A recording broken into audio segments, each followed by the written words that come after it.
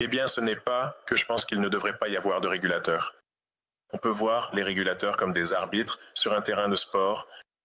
Il devrait y avoir un certain nombre d'arbitres, mais il ne faut pas en avoir tellement qu'on ne puisse plus donner un coup de pied dans le ballon sans en toucher un. Donc, dans de nombreux et la plupart des applications domaines, aux États-Unis, la charge réglementaire a augmenté au fil du temps au point qu'il y a plus d'arbitres que de joueurs sur le terrain. Et c'est la conséquence naturelle d'une longue période de prospérité. Il est très important j'apprécie cela.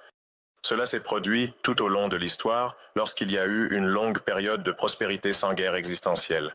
Il n'y a pas de fonction d'épuration pour inutiles lois et règlements. Donc ce qui se passe, c'est qu'à chaque année, de nouvelles lois et de nouveaux règlements les sont adoptés, parce que les législateurs vont légiférer, les régulateurs vont réglementer.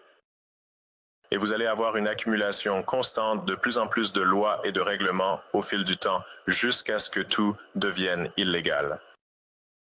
Et laissez-moi vous donner un exemple d'une situation vraiment absurde.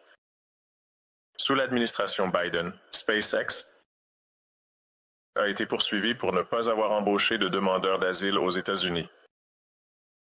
Or, le problème, c'est qu'il est en fait illégal pour SpaceX, en vertu de l'ITAR, la réglementation sur le trafic international d'armes, d'embaucher quelqu'un qui n'est pas résident permanent des États-Unis. Parce que l'idée de base est qu'ils pourraient prendre la technologie avancée des fusées et retourner dans leur pays d'origine s'ils ne sont pas résidents permanents. Donc nous sommes simultanément dans une situation où il est illégal d'embaucher des demandeurs d'asile et où il est aussi illégal d'embaucher des demandeurs d'asile.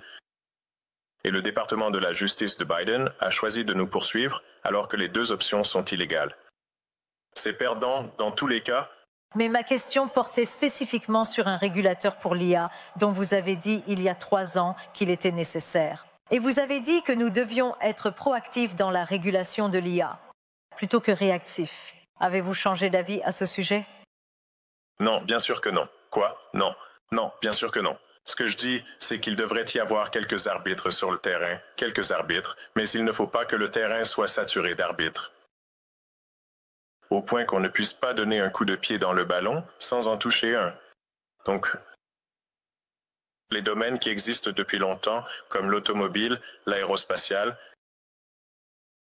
vous savez, les industries de l'alimentation et du médicament, par exemple, sont surréglementées, mais les nouveaux domaines, comme l'intelligence artificielle, sont sous-réglementés. En fait, il n'y a absolument aucun régulateur. Donc il devrait y en avoir.